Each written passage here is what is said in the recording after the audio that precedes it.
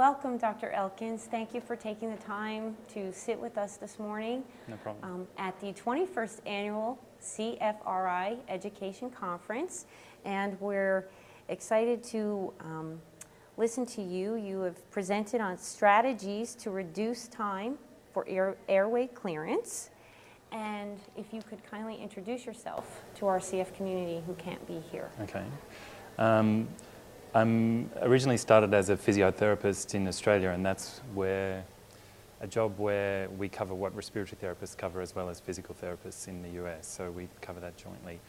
And through working with CF patients, I got interested in research and started doing clinical trials in the area. And so I worked on the hypertonic saline trial that we did in Australia, and now I'm looking at trying to reduce the time required both for airway clearance but mainly for inhaled therapies, that whole combination of treatments, all to encourage mucus clearance. How can we reduce the time people have to spend on that whole treatment regimen? And what is the most effective way to reduce airway? Well, I don't think there's one way that suits all patients. There are, in my presentation, I try to look at about 9 or 10 strategies, and some will apply to some patients and others will apply to other patients.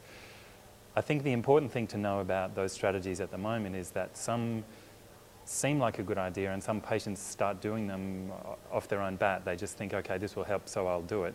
And in some cases it is beneficial, and in some cases it can actually be detrimental. It can reduce the amount of drug and patients could underdose themselves, for example. So I try and look at the positive strategies, but I think it's also important to cover the ones that maybe patients shouldn't be using so that they get the best care. Thank you. Are there any techniques for airway clearance other than the vest that a CF patient can do on his or her own unassisted? Well, I guess it depends on your definition of unassisted, but there are other devices like the PEP and the flutter and so on that patients can do independently.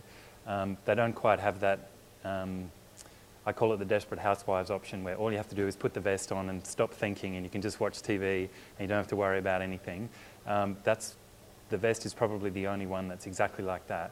But in some ways, I wonder if it's good for patients to be concentrating on what they're doing, feeling what their lungs feel like, putting a little bit of consciousness into the treatment that they're doing at the time. So I don't think the other treatments are necessarily bad because of that.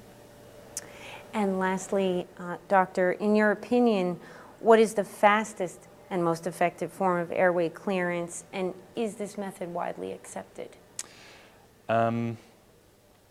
Again, patients vary in how much time they have to spend because of their clinical condition, and some patients will respond very well to one therapy, one type of airway clearance therapy, and others will respond well to another. One that all patients should be doing, which really does have a good effect on airway clearance, is exercise, and it has a lot of other benefits for patients as well. So regardless of which type, the vest, flutter, PEP, postural drainage percussion, whatever people choose from that element, I think they should also be incorporating a degree of exercise in their program, because not only will it help with clearance, but it'll help with a lot of other problems with CF as well. Thank you so much,